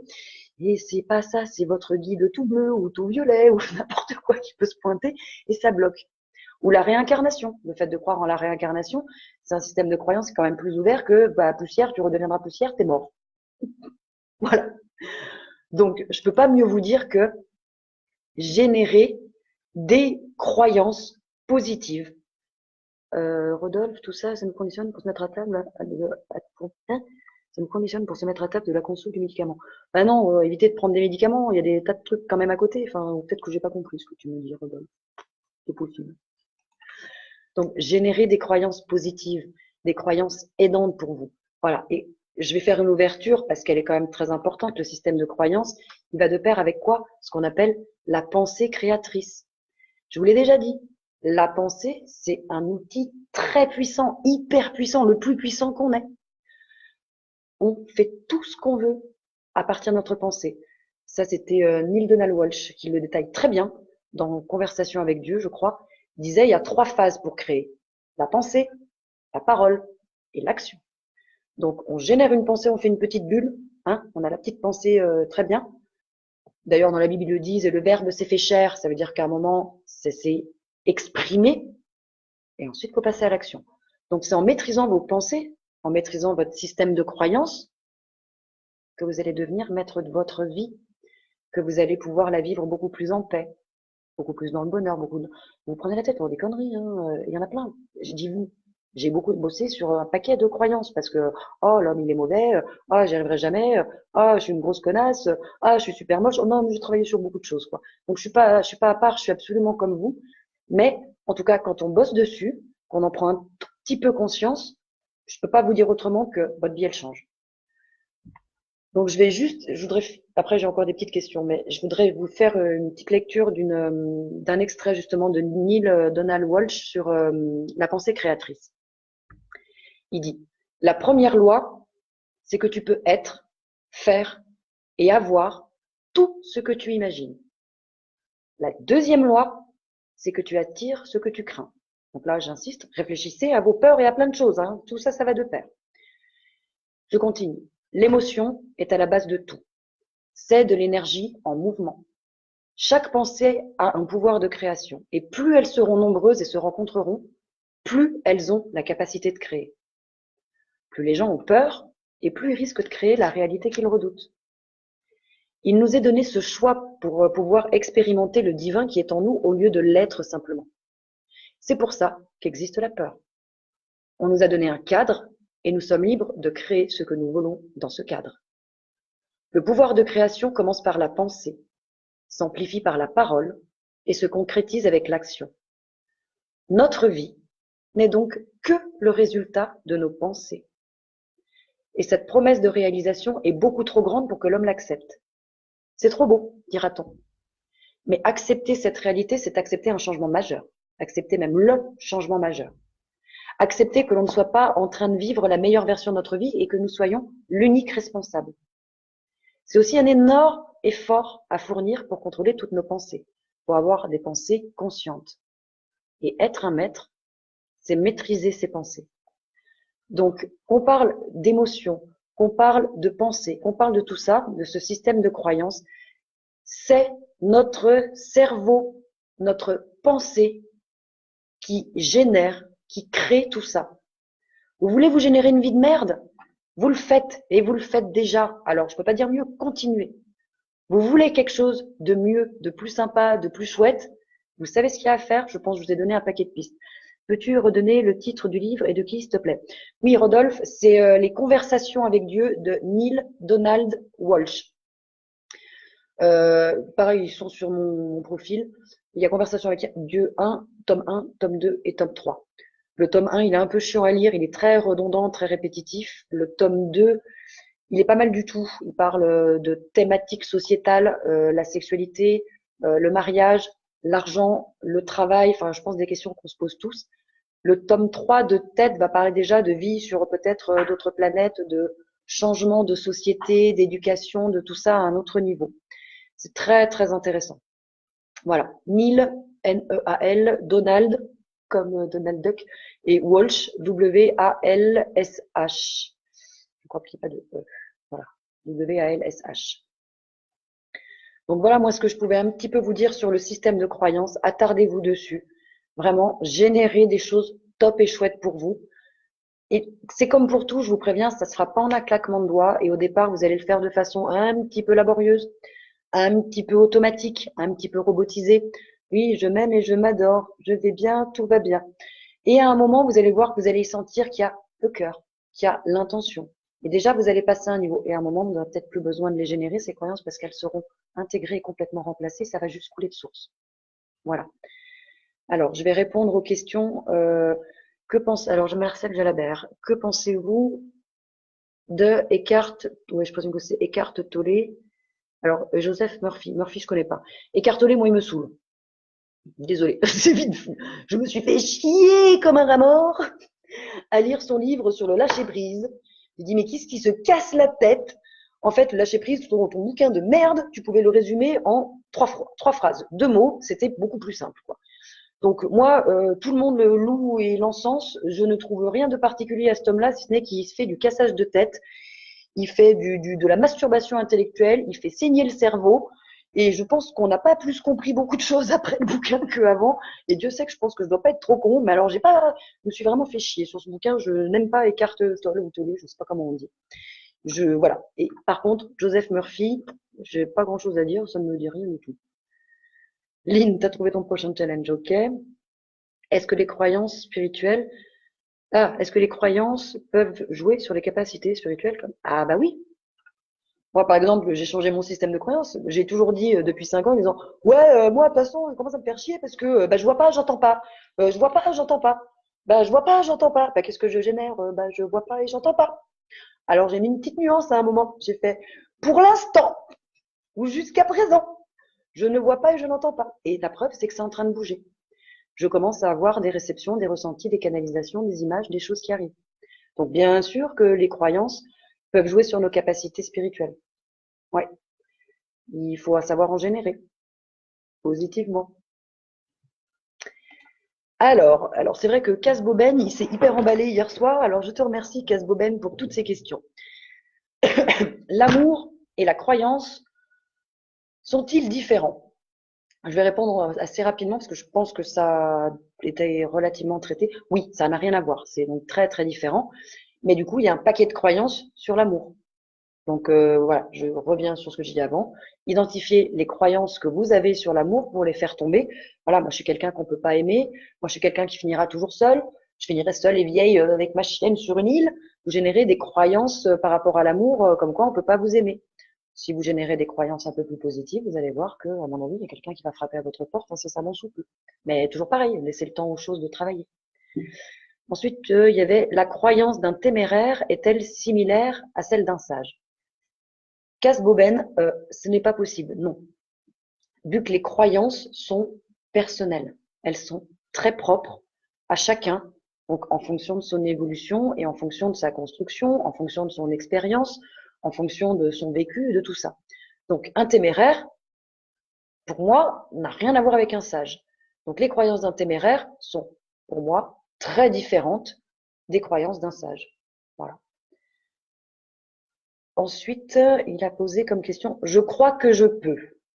Est-ce avoir confiance en moi? Alors non, clairement pas. Je crois que je peux, ça veut dire déjà tu as mis le doute. Tu veux une croyance aidante pour avoir confiance en toi, ce serait je peux, je suis capable, je suis apte, je peux faire ça. Là, tu es dans la croyance aidante qui va t'aider sur la confiance en toi. Je crois que je peux, ça veut dire quoi? J'en suis pas sûre, donc t'as pas confiance en toi. Question, peut-on vivre sans croyance? J'aurais tendance à dire non, je pense pas. Le monde, notre éducation, notre système sociétal, encore une fois, notre cerveau, tout fonctionne de cette manière. Pour ça qu'avec quasiment tous mes clients, je leur dis, tout système de croyance est bon. Que vous soyez musulman, catholique, bouddhiste, athée, animiste, à un moment, moi je m'en fous. Si c'est bon pour vous, parfait. Tant que votre système de croyance ne vous enferme pas. Gardez cette ouverture, cette possibilité d'avoir une réponse sur autre chose. Peut-être que la psychanalyse, voilà, c'est une grosse connerie. Mais peut-être qu'il y a des choses à aller chercher. Peut-être que les vies antérieures, c'est une grosse connerie. Mais peut-être qu'il y a des choses à aller chercher. Ne restez pas enfermé dans un système de croyance. Mais tout système de croyance est bon. Et on ne peut pas, pour moi, vivre sans croyance, puisque c'est ce qui nous conditionne depuis qu'on est tout petit. On ne peut pas faire tomber ça humainement, mondialement, terrestrement.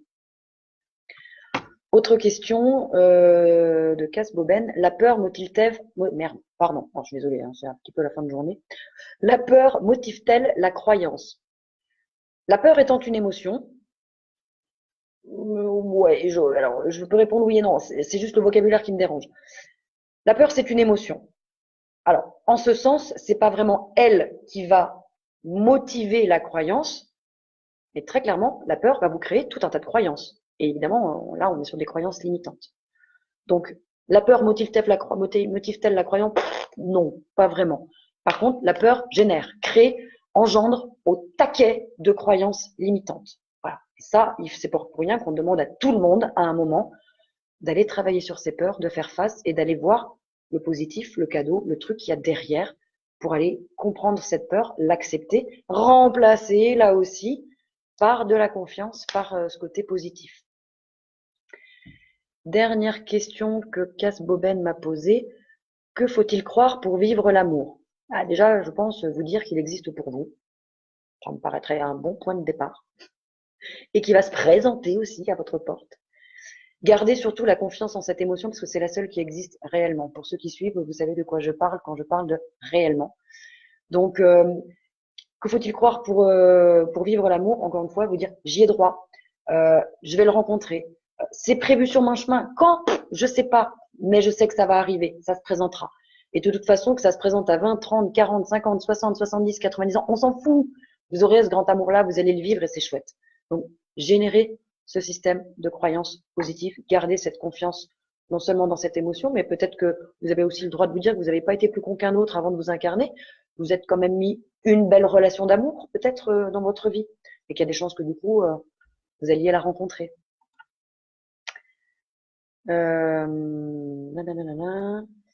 Rodolphe, est-ce que l'homme n'apprend pas par la sagesse, il apprend par la souffrance? Là, il y a toujours les deux. C'est-à-dire que l'homme, il n'est pas plus con qu'un autre. Hein. Si tu lui apprends par A plus B que ça égale C, il va le comprendre. Maintenant, quand il devient un petit peu bourricot ou que c'est des grosses leçons, en général, c'est un peu notre outil d'apprentissage, c'est la douleur et la souffrance. Je l'ai déjà donné comme exemple dans des vidéos précédentes. Un enfant, vous lui expliquez par A plus B que s'il met les doigts dans la prise, il va s'électrocuter, ou que s'il met les doigts, la main sur la plaque chauffante ou sur le gaz, il va se brûler. Non, mais s'il veut pas comprendre, eh ben, il va pas comprendre. Qu'est-ce qu'il va faire? Il va mettre la main. Eh ben, il va se cramer. Mais je peux vous dire qu'il va comprendre. Il va intégrer la leçon. Le feu, ça brûle. Ben, nous, c'est un outil beau, mais c'est la même chose. Quand on a besoin de grosses leçons, c'est ballot, mais la souffrance est un outil d'apprentissage. Maintenant, moins vous êtes con, et plus vous comprenez rapidement, moins vous avez besoin de passer par la souffrance. Réfléchissez. Tina Marina, je pense que l'individu rencontre toujours le même style de personne au cours de sa vie. Non, ça dépend toujours pareil des choix. C'est-à-dire que vous avez fait le choix, je vais dire n'importe quoi, d'apprendre l'autonomie. Voilà. Vous allez, à mon avis, tomber sur un paquet de personnes dans votre vie, et pas par hasard parce que vous aurez choisi, vous aurez attribué ces rôles-là, vous aurez bien réfléchi à tout ça avant, des gens qui vont vous entraver dans votre liberté. Vous allez peut-être faire de la prison, Vous allez avoir, je sais pas, une mère ou un père qui vont être hyper castrateurs ou oppressants, ou voilà. Vous allez peut-être être dans des relations affectives de dépendance. C'est pourtant les mêmes profils, mais vous travaillez juste la même chose derrière, qui est super chouette, l'autonomie. Donc c'est pas forcément vous rencontrez toujours le même style de personne. Il y a une raison en fonction de vos choix, en fonction de ce que votre âme a choisi, surtout de venir expérimenter et apprendre. Ce ne sont pas des hasards, ce ne sont pas des épreuves, ce ne sont pas des merdes qui vous tombent sur le coin de la gueule. Votre âme sait très bien ce qu'elle fait. Votre âme sait très bien ce dont elle a besoin. Et elle a tout mis en place pour que ce soit au millimètre près, pour que la résolution et l'expérimentation soient parfaites pour vous. Et des fois que vous vous chiez un petit peu dessus, eh ben, c'est nos guides, ce sont nos guides qui ont le plan de route et qui, à ce moment-là, vont nous aider à mettre des choses sur nos chemins pour qu'à un moment, on puisse réaliser ce qu'on avait un petit peu choisi au départ. Lynn, en modifiant la peur supprimera les croyances. On n'a pas compris la question. Si on modifie la peur, on supprime les croyances. Est-ce que c'est un truc comme ça que tu essaies de dire?